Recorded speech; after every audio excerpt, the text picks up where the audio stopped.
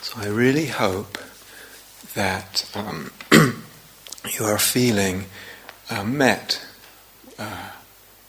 through the interviews, the group interviews, and through the one-to-one interviews, and through the exchange of question and answers through notes that happens, and through the instructions that we give each morning and in the afternoon. That you feel met where you feel you are, that you feel your experiences are being addressed through what is exchanged and what we're saying. And also that that's happening through at least some of what's said in the evening talks.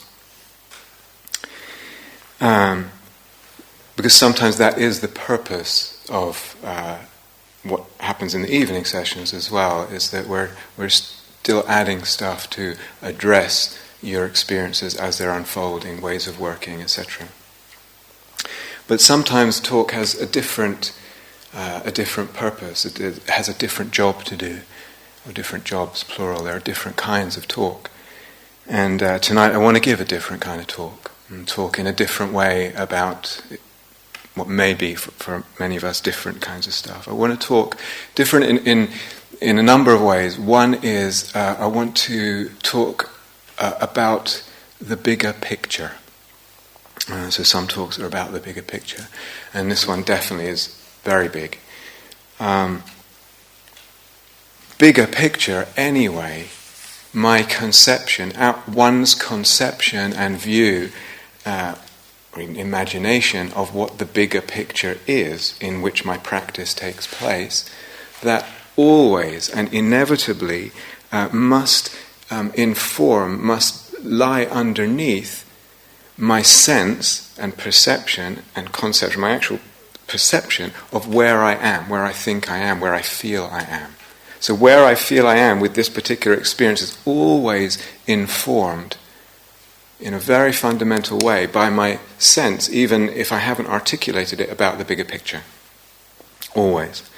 So that the view of where I am, the perception, but also the response to it, the responses to it, are informed by that. And that's a really, really important insight. Massively important insight. Second way that this talk is, perhaps it's a difficult talk. It's not an easy talk. Partly, it's difficult for lots of different reasons, and partly it's difficult because I want to talk about two subjects, and they're both huge. If you like, one is nested, if you like, within the other one. The first one, or the smaller one, if you like, is ethics, which is huge. And if you like, that's nested within a larger subject, which is fantasy and image. And I hope I can explain what I mean. So, it might be a little dense. Some of the ideas might be quite unfamiliar to many of us, especially people who've been hanging out in these kind of circles. Quite maybe opposite sort of ways of thinking, conceptions, assumptions, etc. And in more ways than one, it's a kind of challenging talk. So there's a real risk here, especially when I talk about the fantasy bit, the strata about fantasy and image. There's a real risk of just not being understood. There's unfortunately a real risk of being misunderstood, and perhaps the best one can hope for is to be partially understood. But c'est la guerre, as they say, and we'll take the risk and plough on. So ethics, that word ethics. Let's just pause a little and ponder, stay with the word a little bit, because the relationship with words that we have is important. When you hear that word, what happens, or the word morality. Now, for a lot of us in this culture, they're kind of heavy words. We bring in, sometimes unconsciously, associations with judgment, with sin, all of that. If there's a lot of inner critic, it has a lot of power operating in the psyche. These words really are difficult, oftentimes. Sometimes when there's a lot of inner critic, the whole realm of ethics becomes just another realm with which to measure the self and find the self lacking. That's all it is. The whole thing, as the inner critic does with so much, you can do it with practice, can do it, and turns it into something just to measure me and prove what a dummkopf, what a loser I am. It actually, the inner critic, if it's too strong, blocks authentic inquiry into ethics. I just can't have a free inquiry into ethics when the inner critic is strong. So it's loaded, all this, in our culture. Some modern, actually goes back millennia, but particularly modern, some modern spiritual traditions just kind of sideline the whole ethical issue. So there's quite popular sort of sister traditions around, and they literally do not address ethics in their teachings. And then it's quite interesting. Then the possibility of freedom or happiness is dependent in those kinds of traditions on something more like perhaps the catharsis. If that's the verb, if I release all this stuff stored from the past, if I do that enough, freedom and happiness comes. That's the model, that's the conception, that's the image. Or if I release the self-limiting beliefs I have, that brings freedom and happiness. Right from the beginning, the Buddha is different and places ethics very, very fundamentally on the path. So it's a different approach. Theoretically, in the Dharma, it's the base. It's partly the base of the path. So, what does it mean, ethics? Now, I'm sure there's a way of precisely defining it philosophically, etc. I want to just be very loose with this and just say what I'm talking about tonight, at least, is how do I live?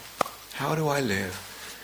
And how particularly do I live in relationship to others?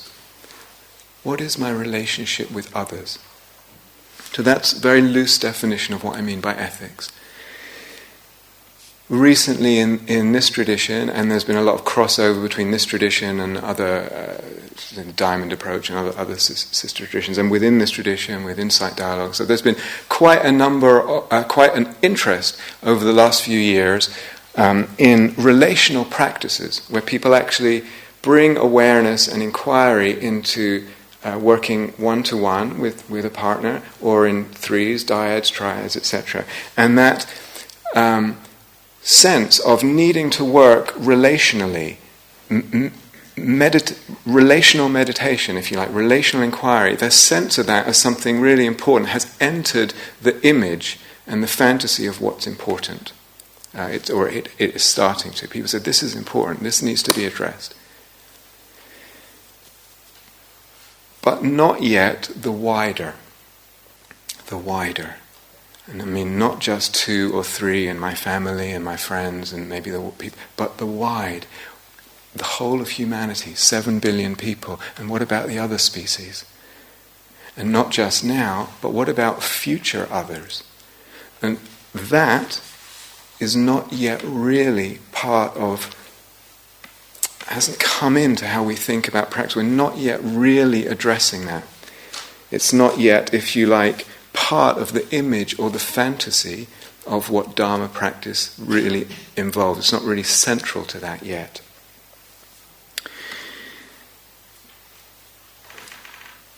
And I hope I don't need to spend long outlining or reminding us all of the immense challenges that we are facing now as a species, and through our actions and non-action, that we are also giving as a challenge to other species as well. Population, resource scarcity, pollution, climate change, conflicts, etc., etc. Don't need to underneath them all, or driving them all, perhaps one of the most fundamental is climate change.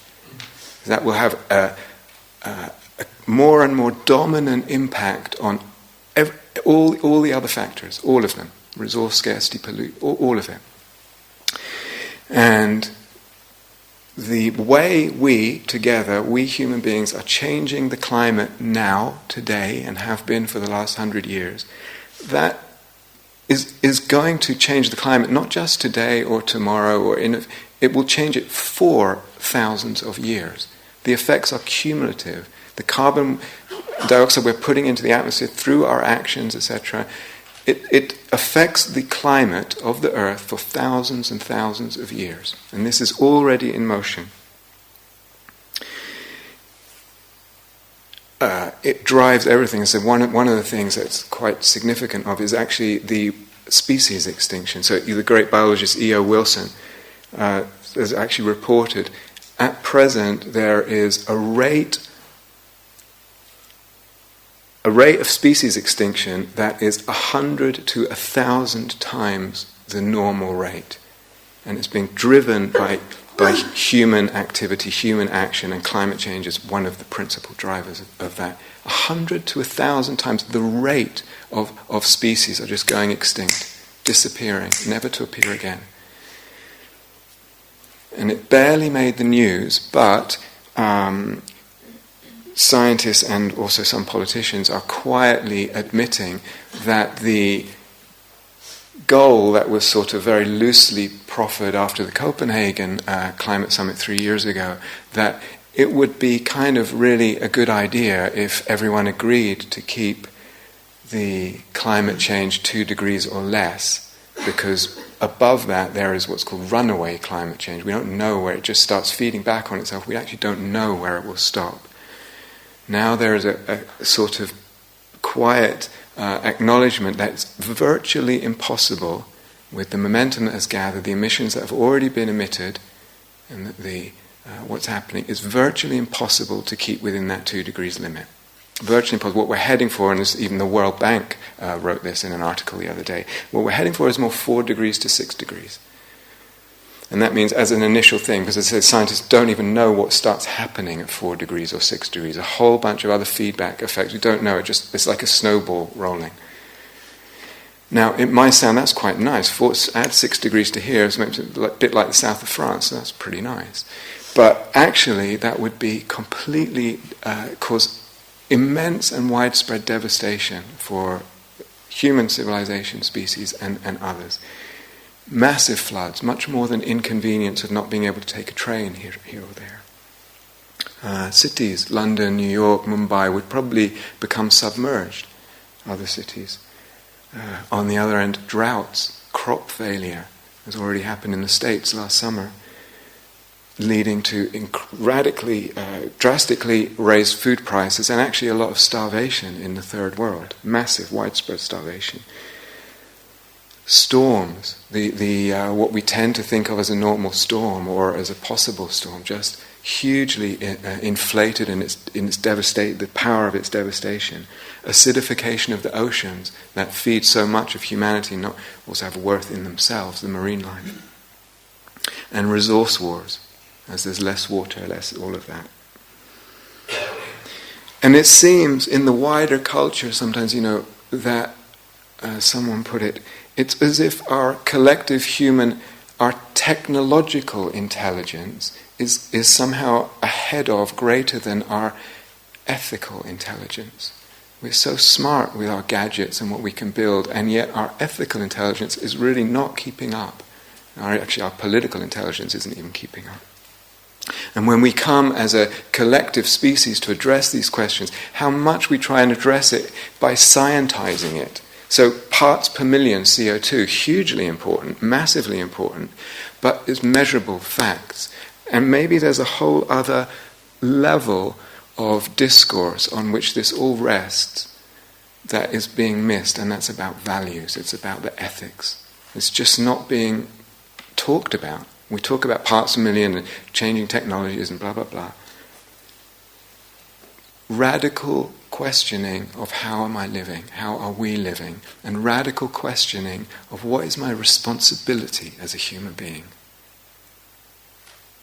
I'm given this life shared on the earth. I didn't do anything to earn it or create it. And what is my responsibility? It's also another meaning of the word dharma in originally. It has the implication of responsibility, duty. And somehow together it's a bit like where a rabbit or a deer entranced by these slowly approaching headlights, just dazzled by something, and not moving, not engaging, not reacting in an appropriate way, not responding in an appropriate way.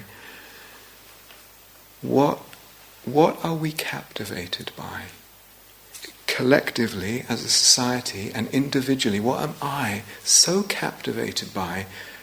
We talk about the intoxication of youth. What's the intoxication here? What is it that I or we are so intoxicated by that we cannot respond adequately? What is it? And so that's an open question, because I'm actually not sure. I'm sure there are many answers. And the headlights are approaching. They're slowly, it's a bit, there's a sudden impact with a car coming, but this is more like a slow onslaught of something. So the wider culture not responding, but also Dharma culture not responding. Buddhism, Dharma. We are usually in the Dharma, most people blessed, very sweet, warm, kind people, Dharma people generally, and often a lot of service. And yet somehow this response has not really entered into the story of what we're about yet. And I don't know if you know, but actually Buddhism does not have a great track history with this kind of stuff, with engagement.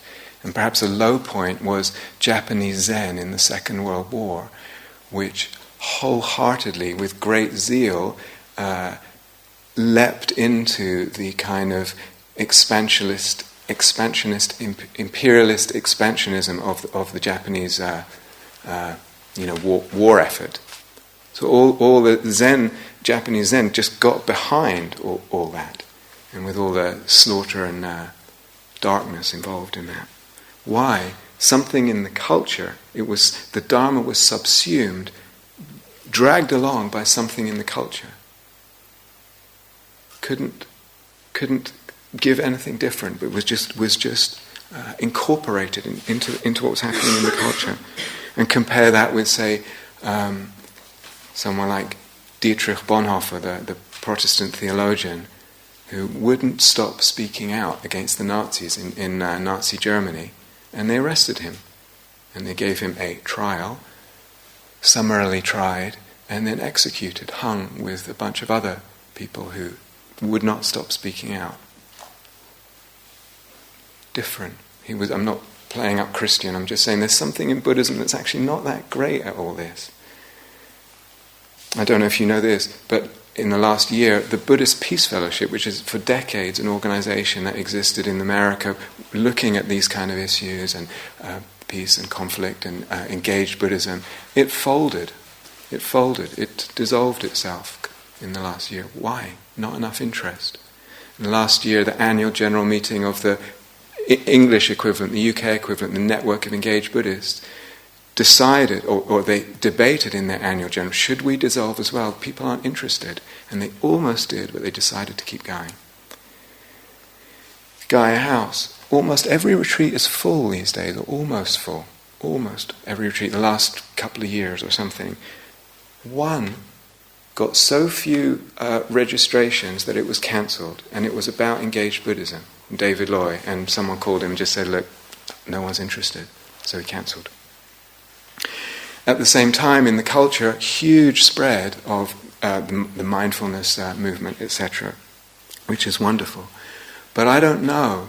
We've had 40 years of insight meditation in the West now, which is dominated by mindfulness, as a core practice. And at 40 years, and I don't know if there's the evidence that it's actually leading to giving birth to people practitioners who are really engaging the wider causes of suffering, and really looking at that. I can't honestly look at the 40 years of insight meditation and say that that's happening.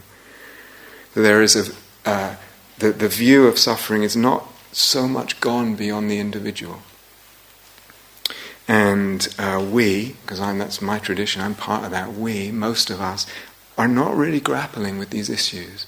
And unfortunately, not even grappling so much with the lifestyle changes that the situation, the enormity of the situation, actually is desperately asking of us. So I don't know if let alone mindfulness, even the dharma as it stands, I don't know if it can address these issues, if it has what it takes at the moment to address these issues, if it is actually healing the civilization, if it can. I don't know. And obviously I would love to be able to sit here and say, it is, we are, it's happening, but I don't really feel that I can. And David Loy, in a recent essay, asked similar questions, said, is there taking place a commodification, he calls it, a commodification of Western Dharma? Is it being co-opted, this is his words, is it being co-opted into a self-help stress reduction program that does not challenge what he calls institutionalized dukkha, the dukkha that comes from our institutions, our social structures, etc., but actually adapts to it? Doesn't challenge it, but adapts to it. Strong words. The contemporary philosopher Slavoj Žižek, some of you will know him, definitely not a Buddhist, but he wrote, Western Buddhism is becoming the hegemonic, means the dominant ideology of global capitalism, because its meditative stance is arguably the most efficient way for us to fully participate in capitalist dynamics while retaining the appearance of mental sanity. Western Buddhism enables you to fully participate in the frantic pace of the capitalist game while sustaining the illusion that you are not really in it, that you are well aware of how worthless this spectacle is, and that what really matters to you is the peace of the inner self to which you can always withdraw. Now, any Buddhist knows that Buddhists don't believe in inner self, so he's got a bit wrong. But actually there's something here, and I want to return because I think he's got something else a little bit wrong, but there's something here that I think we need to pay attention to. I want to return to it though. Someone in an interview a couple of weeks ago was complaining about this and called it "do not disturb Dharma." Do not disturb Dharma. A friend went to a conference of, I think it was environmental scientists who had met a little while before, and who publicly, because it's the fantasy of science to be objective, cool, detached, not emotionally involved, were giving out facts and figures about climate change and species loss and all this kind of stuff. But amongst themselves were actually experiencing enormous frustration and profound heartache.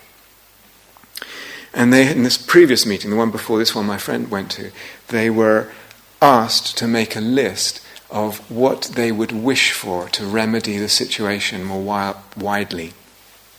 And I can't remember what the first one was, but the second on this ordering of, I think it was actually 50 things they were asking for, the second most frequently and most important thing they asked for was that spiritual leaders would start voicing this, would start speaking up.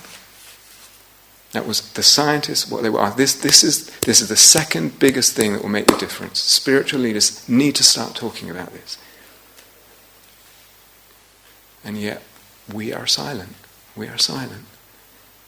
You might not like that word spiritual, but it means people like me. And the Dalai Lama and all the rest of it. Enormous suffering involved in all this. The Red Cross, back in 2001, estimated, it's obviously a tricky figure, but they estimated that even in 2001, it must be much more, there were already 25 million environmental refugees, greater than the number they calculated for those displaced by war. Already in 2001, massive suffering is unfolding and will unfold. An issue of suffering, we would think that the Dharma and Buddhism is relevant because we talk about suffering, dukkha. So what I'm interested in partly is why not? Why are we not addressing it? Why are we so silent about this? What's happening psychologically, spiritually, psychospiritually? What's actually going on? Why are we not including this? To me, that's a fascinating question, a very troubling question, but a fascinating one. I actually think there are many reasons. I don't even pretend to know them all or understand it. I just want to talk a little bit about. Certainly there's the aspect of fear and denial, the psychology of denial. That comes into it. There's also the whole, we are part of society, and some people say society is addicted. We're addicted to our way of life, and we're not exempt from that in the Dharma. There's something more fundamental, perhaps as one of the reasons, that has more to do with the whole view of what the world is. What is this world that I'm in? It goes back to Descartes, etc., that would view the world as basically just stuff. It's just material stuff that we can shift around, in itself meaningless, in itself valueless. Some people put the origins of that even early in the 12th century. It doesn't matter. You say, oh, that sounds abstract philosophy, but it's become common sense for us. That's how we feel and see the world. Common sense. Listen to those words. Common sense. We perceive the world that way. What started as abstract philosophy becomes common sense. And that kind of, if we like, materialism in the large sense, is actually, our modern Dharma is saturated in it. We're in that. Or sometimes it's what they call idealism, which is everything is consciousness. That's a bit more rare, but that exists too. Either way, the world is just meaningless or valueless. It's just stuff, or it's just consciousness. Who cares what happens? But actually, that's not what I want to talk about, how important is it. I want to talk about this piece that I said about fantasy, which is a very strange way to come into this, or it would seem unusual at first. Image and fantasy. One person who's bothered by all this, she said, why don't we should do what a lot of Protestant Christians do, or evangelical Christians, and they ask this beautiful question, what would Jesus do in this situation? Beautiful. What would Jesus do? You use the fantasy, use the imagination. Say, what would the Buddha do? Well, actually, I think lovely question, but you run into a problem immediately, because whose Buddha are we talking about? Who's Buddha? If you read enough biographies or even passages referring to the Buddha and people, you realize, it's a fantasy of the Buddha, it's an image of the Buddha. So I could, there's 3 or 4 or 5, we have a fantasy, an image of the Buddha, and in that an image, a fantasy of the direction of practice, Buddhahood being the direction of practice of the goal. Who's Buddha? Because some Buddhas don't give a damn about the world. Some Buddhas are thinking about other stuff. But actually, even more than that with this business of fantasy and image, if you go back and you read the original text, the Pali Canon, you find actually they are saturated. It's not obvious at first. They are saturated in fantasy and image. The whole thing is saturated with certain fantasy and image, and that is of a kind of equanimous removal from the world. Now, sometimes we don't quite like that in some aspects, so we've kind of covered it over a bit or filled it out a bit. But actually that is the dominant archetypal image of Pali Canon Buddhism.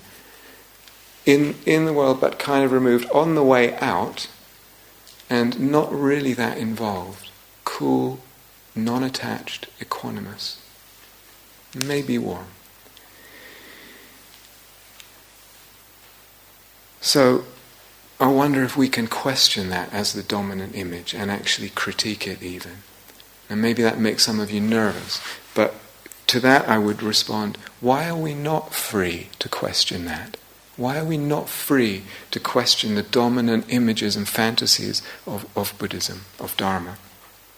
And if I feel, or you feel, that you or I or we are not free to question and critique that, I would just respond, I would ask in response, what fantasy, what story, and what imaging tells you or gives you the sense that you're not, that I'm not, that we're not? Do you see, it's a religious fantasy. I can't go back and question the Buddha. It's part of a religious story. Do you see what I mean? There's a religious fantasy at play, even in the non-allowing of the questioning, non-allowing of the shining that kind of light on the tradition. There are other problems here. In the Dharma, we tend to We talk a lot about letting go of fantasy, non-fantasy, about being with things as they are, about meeting actuality, letting the story go, etc., all of which is quite important, but it's almost an indoctrination there. And we assume that's actually possible. If you go deep into Dharma and understanding and emptiness and dependent origination, you actually see what we perceive, our reality, is being constructed all the time, and the mind is playing the dominant part in that. And part of the construction is the fantasy, the image, the story that we have of what we are doing and what life is and what this is and what that is. So certainly meditatively it's possible to let go of fantasy, but you don't arrive at a bare actuality. Everything empties out. You go into non-appearance, levels of non-appearance. One can emerge out of that meditation, but once I emerge into the world, I'm back into the realm of fantasy, of imaging, of storying. So even we now, or monks in the Buddha's time, come out of their meditation and perceive themselves in the fantasy, in the story, in the image. We are monks in the dispensation of the Holy Buddha. He is the Holy Buddha. I am on this track of the tradition. Even now, 2,500 years later, I'm on the track. I see the past behind me, the tradition, and stretching through this self and this time and this place and all the work that went into it, into the future, story, fantasy, image. I'm not denigrating fantasy and image. It's necessary. It's part of the way the psyche works. So I'm using it more in the sense that Jung or Hillman or those kind of psychologists would use it. I'm not talking about being lost in some kind of elaborate daydream. I'm talking about levels of resonance, levels of meaning, colorings of things, the way we give vitality and meaning and direction and beauty and love to things in our existence and the self in that. Rather than trying to get rid of fantasy or trying to pretend that it's not there, maybe it would be helpful to really acknowledge that it is here. We are saturated in it. The way we tend to talk, the way I dress, the way this place is set up, its decor, certainly the images, what we talk about, what we don't talk about. It's all part of the fantasy and the image, the story of what's happening here. And it's beautiful, but let's acknowledge that it's here and it has tremendous power. And it's in everything that we love. It has to be there. So admit fantasy, image, story. It's here. We cannot live without it. Mythos, fantasy, image, story. From the mythos comes the ethos. From the mythos, from the fantasy, image, story comes the ethos, meaning the ethics and the feel of things. The emotional resonance of things. From the mythos comes the ethos.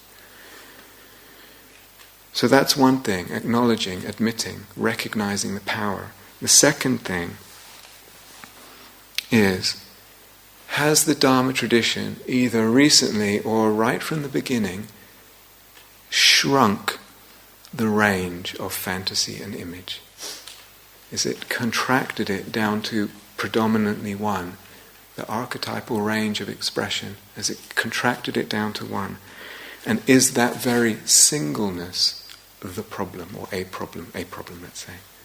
Because we could ask, here in this culture, and some of you have been around many years, some of you will be newer, where is the madness? Where is the divine madness? Where is the warrior? W-A-R. Warrior. Where is the raging? Where is the balls? Where is the wildness, different kinds of wildness? Where is the diversity of sexual expression? I don't just mean being open to LGBT and all that, important as that is. I mean the different sexual persona, the archetypal ways that can express. Are they given an equal honouring or sensuality, or the breadth of artistic expression and range and feeling?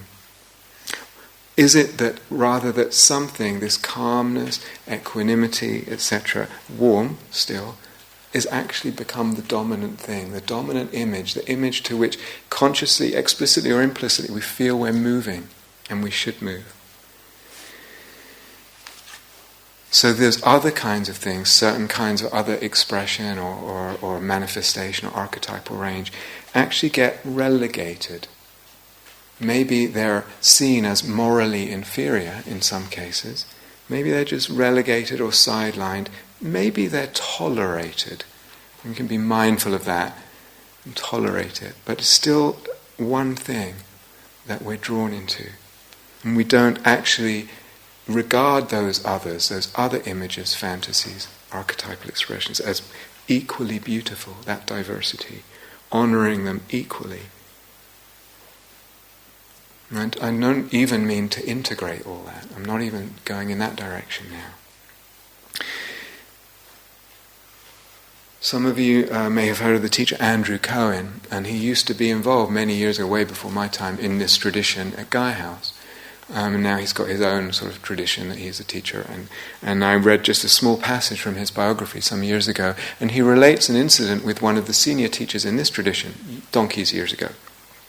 And something happened in an interview or over a couple of interviews. And the senior teacher from this tradition, I don't know what happened, it got a little heated and shouted at Andrew. And Andrew said, this was unbelievable. It just blew his mind. How could a spiritual teacher shout? How could they shout? This is showing anger. And how can you be a spiritual teacher and have that? And it ruined it. And I don't know if that was the breaking point, but something, and off he went and did his thing. What's interesting to me there is rather what's in the image. What's in the image of what a spiritual teacher is like, of what, and by extension then what we are moving towards. What this person is supposed to be embodying as someone who's more further along on the path. What's in the image? What's included in the image, and what's excluded even from consideration in the image? Shouting, anger, or what? Don't even think, that has nothing to do with it. So within the Dharma there is not, well, I could look and say it does exist, but generally there is not really a much life force in the fantasy of engagement, of dynamic response to these gargantuan crises that we face right now. You certainly get outdoors Dharma, wilderness Dharma, but it's kind of about being equanimous or calm in nature, or connected to nature. It's a different thing. And you certainly get veggie gardens. It's like people with veggie gardens and stuff. Great. Is that really going to hack it? So I don't want to suggest shrinking the fantasy either to one of like, now we're all going to be eco-warriors. I'm not suggesting that at all. What I want to really suggest is expanding the range. That somehow it's gotten too tight. Let's explore this a little bit more about the image and fantasy, because we have image, fantasy of the goal and of the path. And wrapped up in that, part of it is simplicity.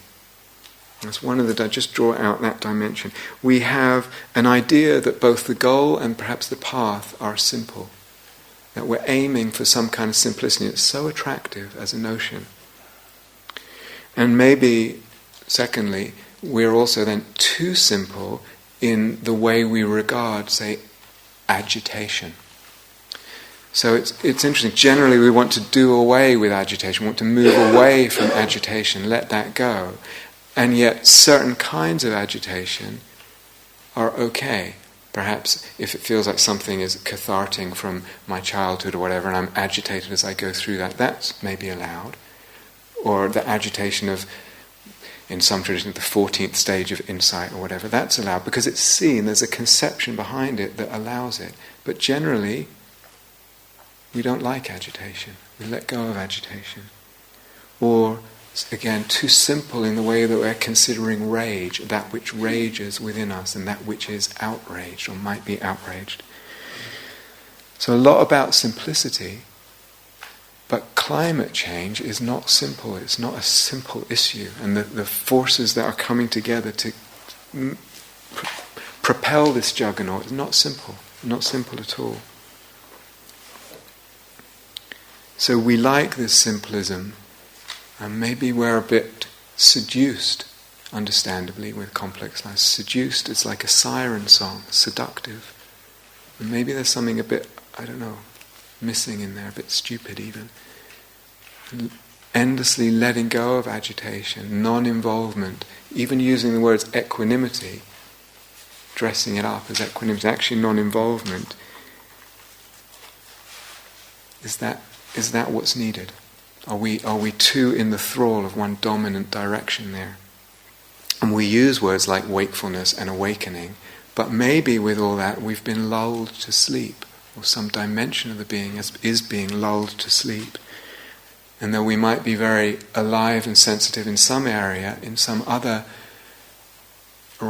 range or arena, there's actually quite a numbness there, a disengagement.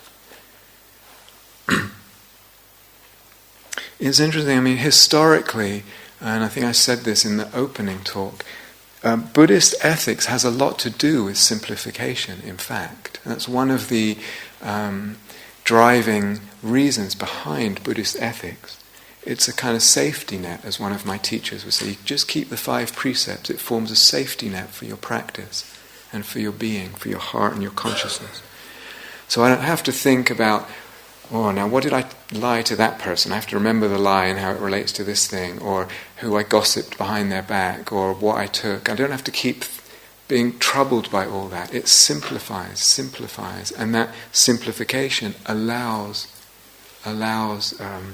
calmness, because I'm not agitated by my non-keeping of the precepts. But within that there is a kind of individualism. The range of ethics is very individual, and the notion of awakening is very individual.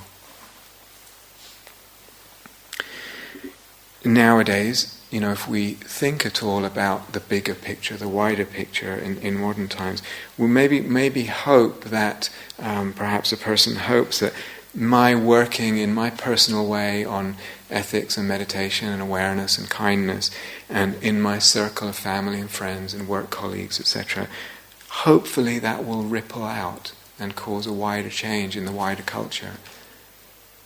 So oftentimes that kind of idea is there. But maybe we don't understand quite, we're a bit naive, underestimating the power of what we are up against, or we could say we are creating. The power, the enormous power of social structures and assumptions that form the fabric of our society, a globalized society. Because we do now live in a globalized society, a globalized world. The carbon that we emit, the climate change that is happening, is not localized, it's globalized. It's everywhere. And again, probing a little bit into Buddhist precepts and ethics and their history, there's a lot about trying not to do. I undertake the precept to try not to harm, to try not to kill, to try not to steal, to try not to be abusive sexually, to try not to. It's quite negative. But then, quite interesting, like throwing a moral dilemma in. So if I'm walking by a lake or the sea, and a young woman is drowning and shouting for help, is it morally wrong to not help her? Or is it, clearly it's good to help her. We say it's good, it's kind or whatever, but is it morally wrong? Maybe I say in the Dharma language, it's good karma to help her, but is it bad karma not to help her? And if my equanimity is disturbed, or my whatever else is disturbed, is it still bad karma? I don't know. Stinginess is bad karma, but you have to kind of search for that teaching. Now, that's one person passing by another person in trouble. Amplify it to a globalized situation, and these moral dilemmas become quite difficult. Because one can always say, well, there's other people around and everyone else is walking by. No one else is stopping doing this or that, or stopping to fly, or everyone, whatever it is. The whole situation morally becomes so entangled and so easy to just kind of shrug away. And if I look at it karmically in a globalized situation, if you believe in karma, my bad karma for not jumping in and save her is dissolved in the very globalization, in the very complexity and wideness of what's happening. Is that okay? Is that okay? Molière, the writer Molière, already in the 17th century, when did he live? 18th century, 17th century. It is not only for what we do that we are responsible, but also for what we do not do. That's a hard thought, especially if there's inner critic is strong. It's a hard thought. Becomes the inner critic just takes that as so heavy, not just for what I do, but also for what I do not do. The action I don't take. Complex, all this is complex and difficult. Not easy, not simple, and actually agitating. And woven into all this, as part of, if you like, the images, the fantasies, is the conceptions, the views and assumptions that we have about the dharma and about practice and about the goal and the path. We talk about suffering, dukkha. What is dukkha? What on earth are we talking about when we talk about dukkha? What is dukkha? That's the problem, right? Dukkha is the problem. The Buddha said, I teach suffering, the end of suffering. What do we mean when we say dukkha? What's the problem? What actually is the problem? What is this that we're addressing? And what do I believe? Second noble truth. First is dukkha. Second is, what do I believe is the cause? Fundamental dharma conceptions. What are we actually talking about? What are we actually addressing? Because dependent on my conception of what dukkha is and what I believe its cause, comes the other two noble truths. What I believe it looks like to be free of dukkha, and what I need to do, what it involves to get there. Dependent on my conception of the first two truths comes the second, the conception, the image of the second two truths. Is it individual, the dukkha, and the cause of dukkha? Is it purely individual, or am I including in that social structures, social assumptions, and environmental by extension? If, for example, and this is quite popular within the Dharma, if my notion of dukkha is coming from my patterns prevent my freedom to express myself. Quite a common view. That's the challenge that I have. My patterns, probably caused from my family, my past. That can be very much the dominant view. And as a dominant view, it has enormous effect. It will have. Some of you like that could pick up another one. Such a view will have an enormous effect on then what the fantasy and image is of what freedom looks like, or what's involved in freedom. And what it looks like, what the fantasy or image is of what it looks like to help others achieve freedom. It won't, such a view, and as I say, could have picked out others, and there is truth, of course, in that view. But when it's the dominant one, when it's shrunken around, then there isn't the inclusion of an attention to social and environmental roots of dukkha. So we have 4 noble truths, and we have 3 kilesas, greed, hatred, and delusion. And we say awakening is eradicating the 3 kilesas. So these lists and concepts, dharma concepts, and we use these terms. But actually they're like skeletons. 4 noble truths is like a skeleton. 3 kilesas, 3 defilements, like skeleton. It needs fleshing out. How do we flesh them out? That's what brings them alive. It's hard to read the Pali Canon, the original teachings, without this sense of actually what we're trying to do is get off the wheel of rebirth and not be reborn again. You can fudge it and take things out, but it kind of doesn't quite hang together. That's okay. I don't have a problem with taking rebirth out at all. But then when we do that, if that was the image and fantasy of what awakening is, what is it now? What will it be now? What is the image and fantasy of awakening, of liberation? Without that, that's gone as a central thing for a lot of people now. What fantasy image replaces it? And I personally have coming to think, I don't actually see any proof. And some people, even engaged Buddhists, say, well, when the self is let go of, when the 3 kilesas die, then a person will be engaged naturally as a result of having less self, etc. It will start to engage the social roots of dukkha. will start to really care for environmental ethics, will start to make radical changes in lifestyle, important changes in lifestyle. I'm not sure. I don't know.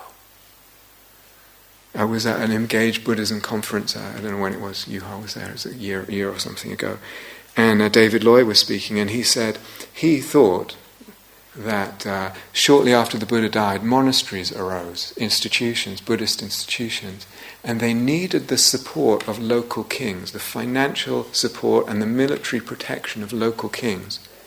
And because they needed that, they couldn't speak out. They had to confine their discourse and teaching to individual dukkha, and they couldn't speak about socially caused dukkha and the social roots of dukkha.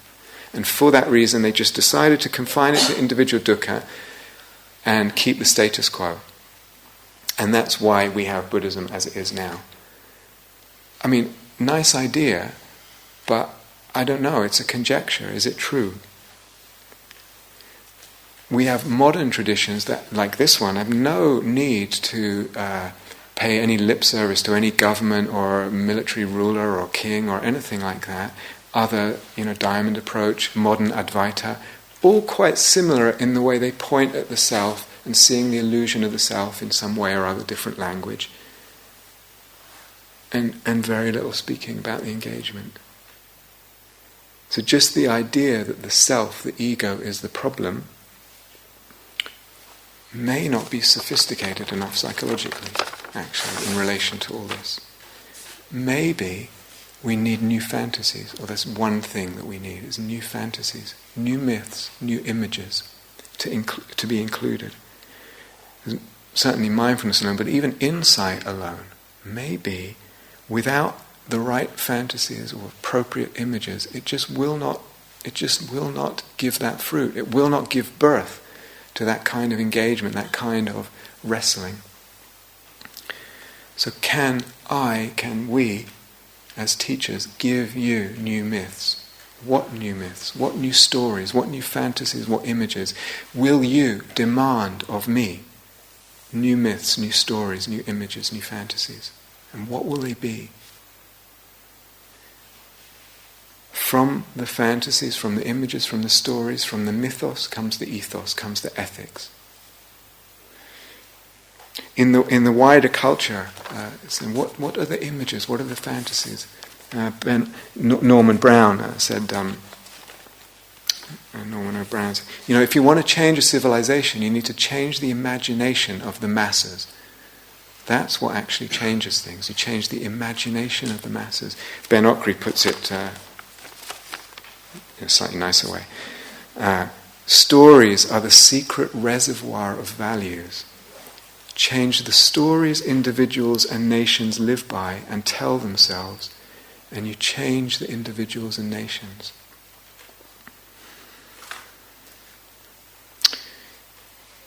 The stories, the fantasies, they also condition the emotions we have. So the very fact that we're not speaking and sharing with each other much in the culture about the enormous grief of species loss, of climate change, of what we are actually engaging in together and giving rise to, it's partly because that's not in the image. It's not being fed by the right image. It's not become normalized through the images and the fantasies, grief or outrage. Anthropologists, historians see that actually the emotions that we feel as human beings, we feel they're so primary, they're just natural, how conditioned they are by the stories and the conceptions in the culture. So in medieval Europe, there was a whole bunch of emotions that we just have lost completely because they had to do with certain conceptions of God that we just don't have in our culture anymore. So we have a whole bunch of other emotions that they didn't have because we have a whole bunch of other fantasies, images, conceptions of self, etc., that they didn't have. And it gives rise to different emotions. So what fantasies, what images? In the wider culture, this is a very beautiful thing from the wonderful astronomer and physicist Carl Sagan. It was in a address that he gave to a graduating year in an American university. It must have been very shortly before he died. And he's showing them, just to say, he's showing them a large photo of an image taken by the Voyager 1 spacecraft a few years before that. And he says, so he's giving them an image. He's giving the world an image. We succeeded in taking that picture from deep space. And if you look at it, you see a dot. That's here. That's home. That's us. On it, everyone you ever heard of, every human being who ever lived out their lives. The aggregate of all our joys and sufferings, thousands of confident religions, ideologies and economic doctrines, every hunter and forager, every hero and coward, every creator and destroyer of civilizations, every king and peasant, every young couple in love, every hopeful child, every mother and father, every inventor and explorer, every teacher of morals, every corrupt politician, every superstar, every supreme leader, every saint and sinner in the history of our species lived there on a mote of dust suspended in a sunbeam. The earth is a very small stage in a vast cosmic arena. Think of the rivers of blood spilled by all those generals and emperors, so that in glory and in triumph they could become the momentary masters of a fraction of a dot. Think of the endless cruelties visited by the inhabitants of one corner of the dot on scarcely distinguishable inhabitants of some other corner of the dot. How frequent their misunderstandings, how eager they are to kill one another, how fervent their hatreds. Our posturings, our imagined self-importance, the delusion that we have some privileged position in the universe are challenged by this point of pale light. Our planet is a lonely speck in the great enveloping cosmic dark. In our obscurity, in all this dark vastness, there is no hint that help will come from elsewhere to save us from ourselves. It is up to us. It's been said that astronomy is a humbling and, I might add, a character-building experience. To my mind, there is perhaps no better demonstration of the folly of human conceits than this distant image of our tiny world. To me, it underscores our responsibility to deal more kindly and compassionately with one another and to preserve and cherish that pale blue dot, the only home we've ever known.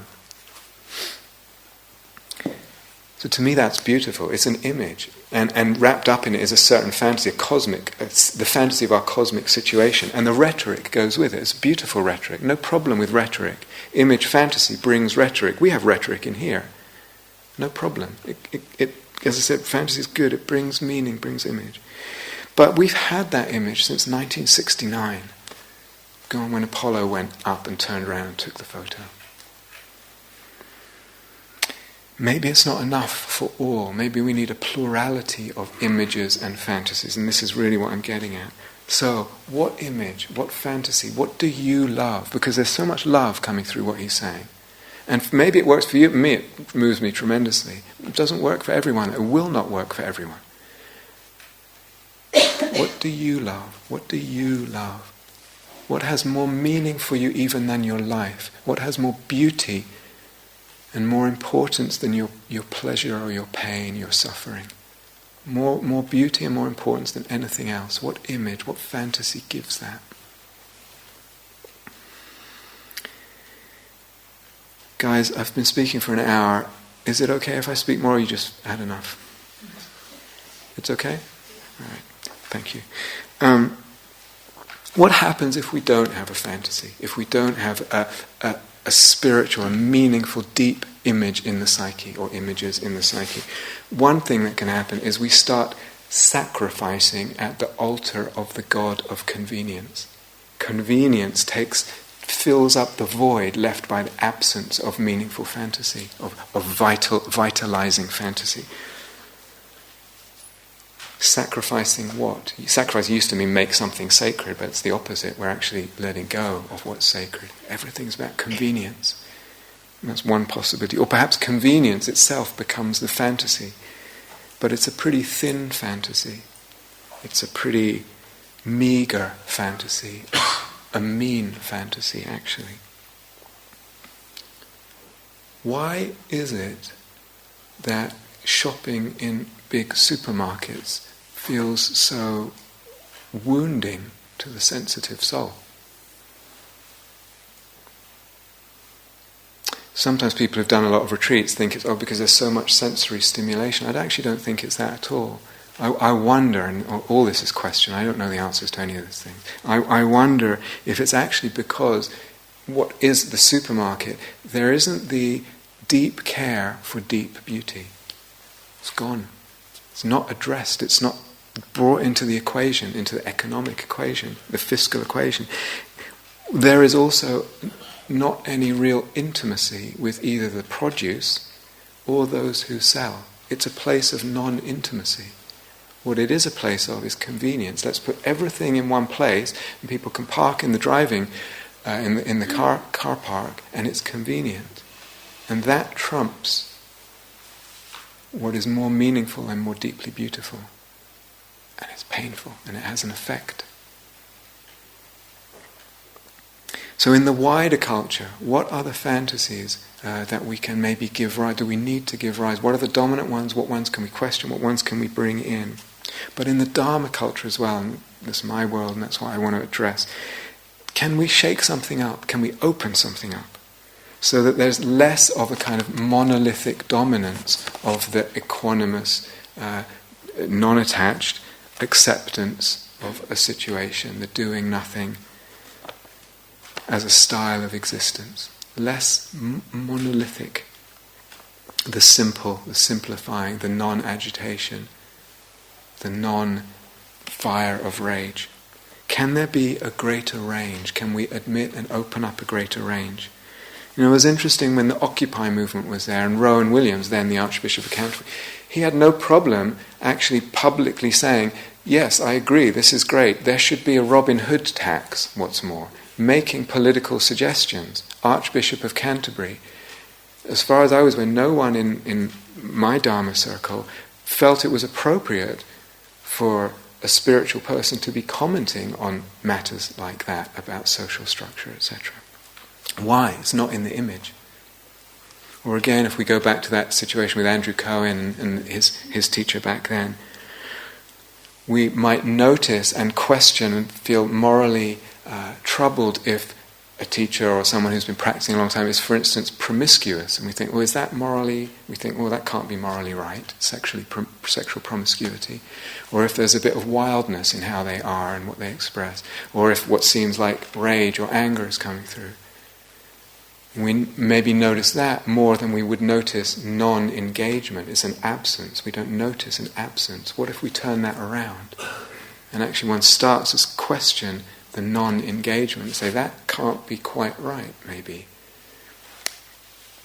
And go back to that Zizek quote, and he's saying, you guys, you're retreating to your thing and you can just turn the world off with your meditation. I think what he got wrong there is people need to rest. Even a soldier, apparently you can only give soldiers 60 continuous hours of combat before they start to lose it. But even an activist need to rest. Meditation is rest, deep rest. What he's mistaken is the dominant image in Buddhism, in Dharma, is not so much of meditation as entering into deep calm and then emerging. It's actually, the dominant image is a life of calm, a pervasive equanimity. So even if people say, it's okay if you can't get deeply calm, but the implicit often, or explicit images of a life of equanimity. And that is poisonous, perhaps.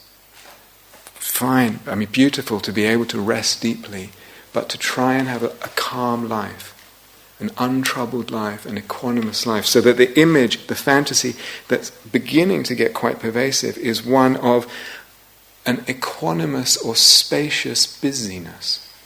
So I can do all this stuff and be really busy with the demands of modern life, and yet inside I'm equanimous and spacious, and maybe that's not such a great fantasy and image to have, popular and attractive as it might seem. Maybe again, included in the range of images can be this sense of, is there a place for a kind of Dharma that's not about me? It's just not me and my suffering, it's much wider. So can maybe, as a part of all this, increasing the range. We can't force anyone into falling in love with or adopting a certain fantasy or image. It's impossible, and especially in the postmodern era. Sometimes the eco-psychology movement, I feel, tries to sell this kind of Mother Nature image, but it won't be. Some people just think Mother Nature, they feel there's a bunch of hippies talking. I don't relate to it. It won't be for everyone. Going back in the Buddhist tradition, we have the fantasy, the image of the bodhisattva. The bodhisattva. But it's not forced on anyone.